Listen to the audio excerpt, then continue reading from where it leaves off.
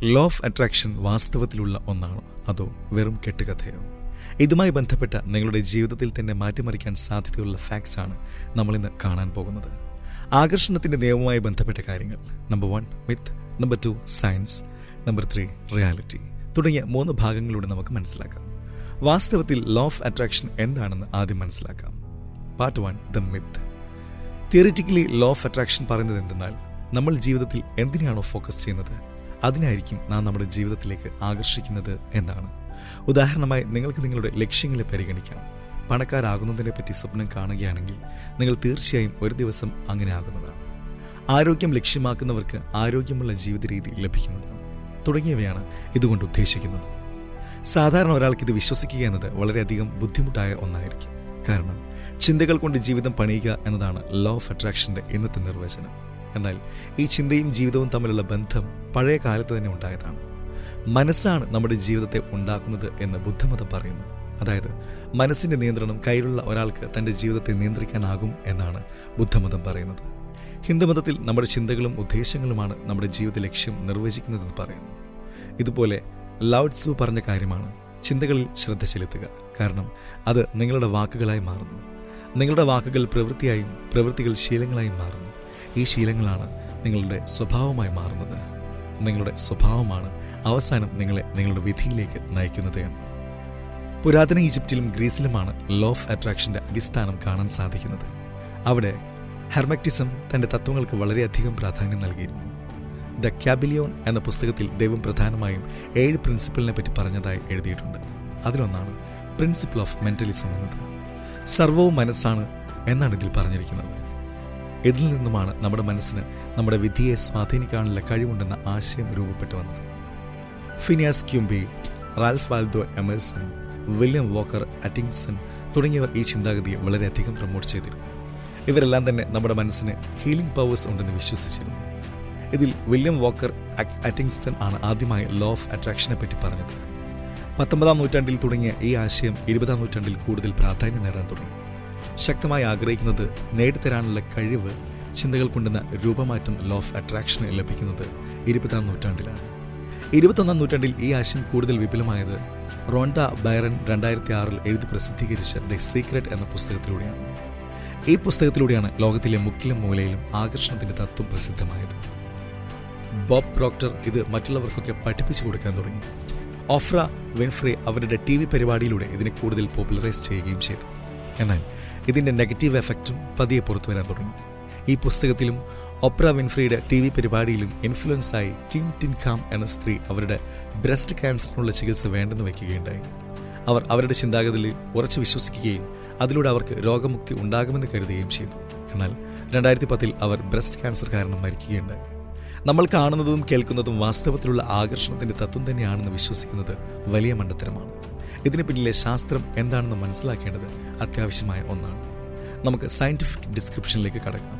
Part 2 science. 1954 ശാസ്ത്രജ്ഞന്മാർ പറഞ്ഞ ഒരു കാര്യമാണ് 4 മിനിറ്റിൽ 1 മൈൽ ദൂരം ഓടുക എന്നത് മനുഷ്യനെ സംബന്ധിച്ച അസഭ്യമായ ഒന്നാണ് എന്നത്. എന്നാൽ ഇത് പറഞ്ഞ് കുറച്ച് ദിവസത്തിനുള്ളിൽ തന്നെ റോജർ ബാനിസ്റ്റർ എന്ന പേരുള്ള ഒരു വ്യക്തി 3 മിനിറ്റും 59 സെക്കൻഡും കൊണ്ട് 1 മൈൽ ദൂരം കവർ ചെയ്തു. അതിനുശേഷം ധാരാളം പേർ ഈ 4 മിനിറ്റ് ചലഞ്ച് പൂർത്തീകരിച്ചിട്ടുണ്ട്. എന്നാൽ ഏറ്റവും ആദ്യം ഇത് പൂർത്തീകരിച്ച വ്യക്തിയായ റോജർ ബാനിസ്റ്റർ പിന്നീട് ഒരു ന്യൂറോ സയന്റിസ്റ്റ് ആവുകയാണ് ഉണ്ടായത്. അദ്ദേഹം സ്വന്തം ശരീരത്തെക്കാൾ മനസ്സിനെ ശക്തമാക്കി എന്നാണ് 4 മിനിറ്റ് ചലഞ്ച് പൂർത്തിയാക്കിയതിനെ പറ്റി പറഞ്ഞത്. ഇതിനെ ശാസ്ത്രലോകം ന്യൂറോപ്ലാസ്റ്റിസിറ്റി എന്നാണ് പറയുന്നത്. ചിന്തകളിലൂടെ മനുഷ്യന്റെ ശക്തി വർദ്ധിക്കുന്ന ഇതേ രീതി ഉപയോഗിച്ച് തന്നെയാണ് എഡ്മണ്ട് ഹിലാരി ആദ്യമായി എവറസ്റ്റ് കൊടുമുടി കീഴടക്കിയതും സച്ചിൻ ധാരാളം സെഞ്ചുറികൾ നേടിയതും അതുപോലെ തന്നെ ഇലോൺ വർക്ക് വലിയ കമ്പനി പടുത്തുയർത്തിയതും.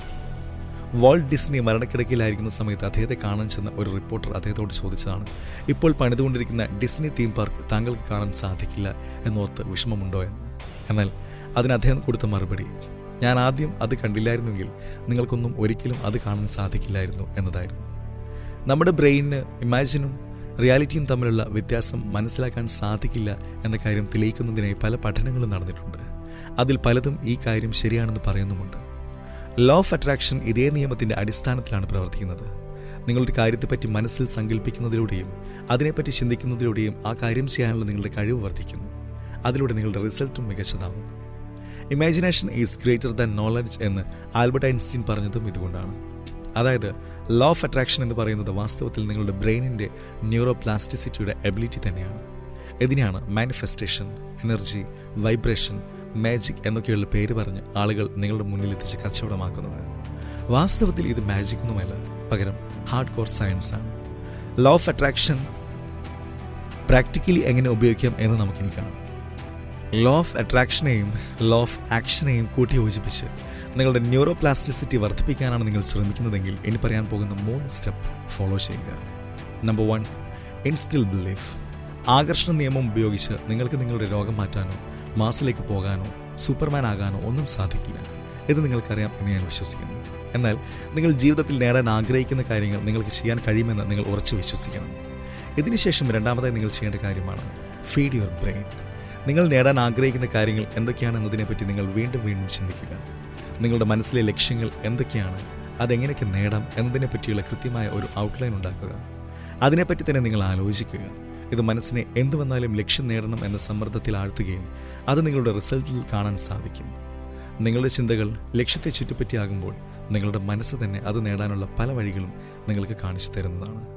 അതുകൊണ്ട് എപ്പോഴും നിങ്ങളുടെ മനസ്സിന് നിങ്ങളുടെ ലക്ഷ്യത്തിലേക്ക് നയിക്കുന്ന രീതിയിലുള്ള കാര്യങ്ങൾ നൽകുക. അതുമായി ബന്ധപ്പെട്ട പുസ്തകങ്ങൾ വായിക്കുകയോ മറ്റെന്തെങ്കിലും ചെയ്യുകയോ ചെയ്യുക. Step 3, take supportive actions. നിങ്ങൾ എന്ത് നേടണം എന്നാണോ ആഗ്രഹിച്ചത് അതിനുവേണ്ടിയുള്ള കാര്യങ്ങൾ തീർച്ചയായും ചെയ്യണം. ചെറുതാണെങ്കിലും അത് ചെയ്തില്ലെങ്കിൽ നിങ്ങളുടെ ചിന്തകൾ കൊണ്ട് മാത്രം ഒന്നും തന്നെ സംഭവിക്കാൻ പോകുന്നില്ല.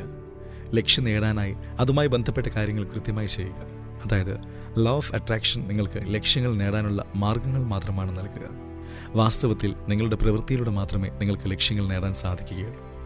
ലോ ഓഫ് അട്രാക്ഷൻ്റെ വാസ്തവം എന്താണെന്ന് നിങ്ങൾക്ക് മനസ്സിലായെന്ന് വിശ്വസിക്കുന്നു. Thank you.